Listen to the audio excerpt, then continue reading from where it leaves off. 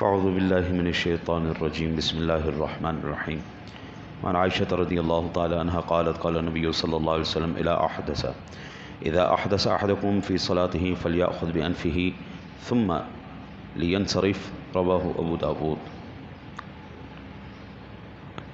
ام المؤمنین امی عائشہ صدیقہ طیبہ طاہرہ رضی اللہ تعالی عنہ سچے باپ کی سچی بیٹی فرماتی ہیں کہ رسول کریم صلی اللہ علیہ وسلم نے ارشاد فرمایا، جب تم میں سے کوئی اپنی نماز میں بے وضو ہو جائے تو اپنی ناک پکڑ لے پھر چلا جائے۔ جماعت کے اندر سے نکلنا ویسے ہی معیوب ہے لگتا ہے، تو اس شرمندگی کو مٹانے کے لیے ناک پکڑ لے، یوں محسوس کروائے کہ نکسیر پھوٹ گئی ہے۔ اس حدیث پاک سے ایک بات تو یہ پتہ چلی کہ نکسیر پھوٹنے سے وضو ٹوٹ جاتا ہے، دوسری یہ بات پتہ چلی بے وضو ہو جانے سے بندہ اب یہاں پر پیچھے تو نکل نہیں سکتا، آگے آئے، آگے سے سب سے آخر میں جائے، پھر ادھر سائڈ سے نکل جائے۔ اب کسی کی نماز میں فرق نہیں آئے گا، مقتدیوں کا سترہ امام ہے۔ دوسری حدیث پاک میں عن عبداللہ بن عمرو قال قال رسول اللہ صلی اللہ علیہ وسلم اذا احدث احدکم وقد جلس فی آخر صلاته قبل ان يسلم فقد جازت صلاته رواه الترمذی۔ حضرت عبداللہ ابن عمرو رضی اللہ تعالیٰ فرماتے ہیں کہ رسول اللہ صلی اللہ علیہ وسلم نے فرمایا، جب تم میں سے کوئی سلام پھیرنے سے پہلے بے وضو ہو جائے، حالانکہ آخر نماز بیٹھ لیا ہے، تو اس کی نماز جائز ہوگی۔ نماز کی شرائط کتنی ہیں؟ چل تم بتا، 6 شرائط ہیں، کون کون سی؟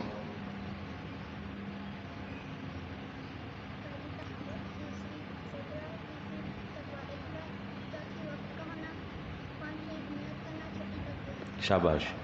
نماز کی 6 شرطیں، یہ چھوٹے بچے کو یاد ہے، ہمیں بھی یاد ہونی چاہیے، ٹھیک ہے؟ آج یہ کام کرنا ہے آپ نے۔ نماز کے فرائض کتنے ہیں؟ کون کون سے؟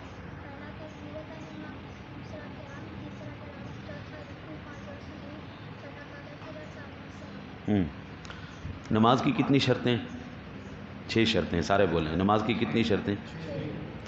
نماز یہ دین سیکھنے سکھانے میں نا جی شرم نہ کیا کرے، ٹھیک ہے نا جی؟ میرے جیسے ڈیلے مولوی آپ کو بڑی قسمت سے ملیں گے، ورنہ کہانی باز اور وہ جو کبھی ٹانگیں کھڑی کروائیں، کبھی ہاتھ کھڑے کروائیں، یہ آپ کو اکثر ملیں گے، تو یہ بھی کبھی کبھی سیکھ لینا چاہیے۔ نماز کی کتنی شرطیں؟ 6۔ پہلی شرط طہارت، پہلی شرط، دوسری شرط ستر عورت، دوسری شرط ستر عورت، تیسری شرط استقبال قبلہ، استقبال قبلہ کرنے کعبے کی طرف منہ کرنا، اہتمام کرنا کعبے کی طرف، استقبال قبلہ۔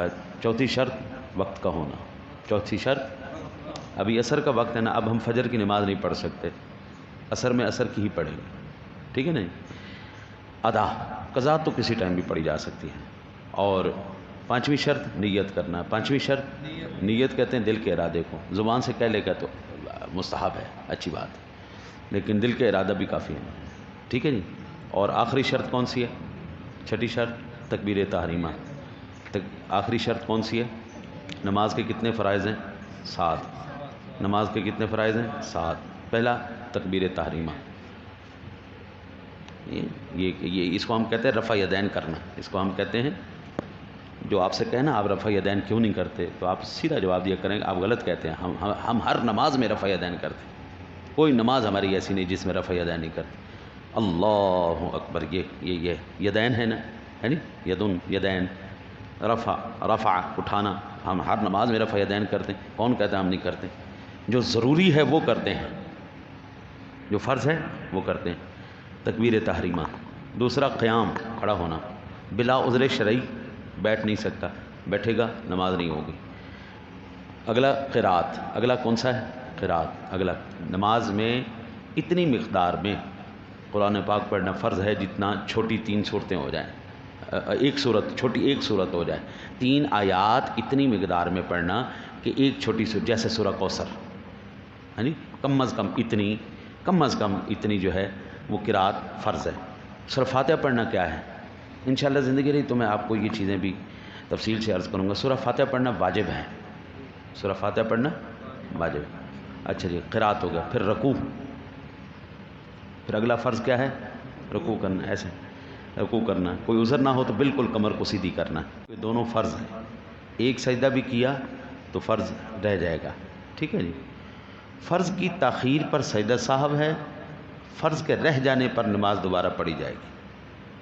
اگر تاخیر ہو جائے تو پھر سجدہ صاحب سے کام بن جائے گا، لیکن اگر چھوٹ جائے فرض تو پھر یا تکرار فرض ہو جائے تب بھی سجدہ صاحب سے بات بن جائے گی، لیکن اگر بالکل ہی رہ گیا تو پھر نماز دوبارہ سے پڑھنی پڑے گی۔ قعدہ اخیرہ، آخری قعدے میں بیٹھنا، اور ہاں تحیات میں اس کو ہم قعدہ اخیرہ کہتے ہیں، قعدہ اخیرہ، ٹھیک ہے جی۔ اور آخری ہے خروج بصنعہ، اس کو ہم یہ کہتے ہیں اپنے ارادے سے باہر آنا۔ تو اس حدیث پاک سے امام، یہ حدیث پاک ہمارے سامنے، اس حدیث پاک سے امام صاحب نے یہ دلیل پکڑی ہے کہ اگر کوئی بندہ جو اس حدیث پاک میں جس طرح حضور نے فرمایا کہ وقد جلس فی آخر صلاتہ قبل ان یسلم فقد جازت صلاتہ، اگر کوئی جان بوجھ کے بھی ہوا چھوڑتا ہے، وضو توڑتا ہے، تو اس کی نماز مکمل ہو جائے گی، کیونکہ قعدہ اخیرہ ہو چکا ہے اور ارادے سے وہ باہر آ رہا ہے۔ صاحبین کے نزدیک وہ فرماتے ہیں کہ اگر بلا ارادہ نکل جائے، ہوا نکل جائے، ٹھیک ہے نا، ایک ہوتا ہے بندہ قابو کر لیتا ہے، ایک جان بوجھ کے ہوا چھوڑتا ہے، ایک بلا ارادہ نکل جاتی ہے، اس کا ارادہ نہیں ہوتا، لیکن تو ایسی صورت میں بھی نماز ہو جائے گی صاحبین کے نزدیک۔ ارادتاً جو کرتا ہے صاحبین کے نزدیک وہ جائز نہیں ہے، ٹھیک ہے جی۔ لہٰذا یہ ہمارے امام صاحب کی قوی دلیل ہے۔ اچھا، بعض ساتھیوں نے کہا ہے کہ ھذا حدیث اسنادہ لیس بالقوی وقد اضطربوا فی اسنادہ، اس کی اسناد میں ضعف ہے۔ کبھی ضعف ہوتا ہے روایت میں، راوی میں، اور کبھی ضعف ہوتا ہے متن میں۔ اچھا جی، اب یہ امام صاحب، ہمارے آپ کے امام صاحب کس کے شاگرد ہیں؟ صحابہ کے۔ خیر القرون کا زمانہ ہے، خیر القرون کا زمانہ۔ اس وقت لوگ جھوٹ نہیں بولتے تھے، اس وقت لوگوں کے طبیعت میں فساد، فتنہ، جھگڑا، یہ چیزیں نہیں تھیں، تو ان تک جو بات پہنچی وہ بالکل درست پہنچی۔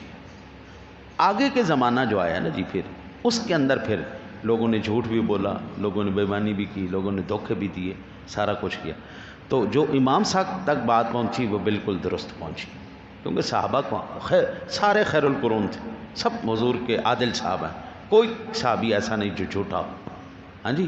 تو لہٰذا ان تک جو سند پہنچی وہ بالکل درست پہنچی ہے، اور بعد کا اضطراب جو ہے، بعد کا ذوف جو ہے، جو اضطراب وہ مضر نہیں ہے ان کو، بعض کے لیے جو ہے وہ بعد میں آنے والے جو ہے ان کے لیے اضطراب بھی ہے، ذوف بھی ہے، لیکن وہ ہستیاں بالکل دین کے ساتھ مخلص تھیں، بالکل دین کے ساتھ، بالکل ان کا کوئی ایسا نہیں تھا دھوکہ دینا اور جھوٹ بولنا، فساد، کوئی ایسی طبیعت ان کی نہیں تھی، بالکل وہ لوگ ایمان والے تھے، اور ان لوگوں نے بالکل صحیح طریقے سے ہم تک دین پہنچایا ہے۔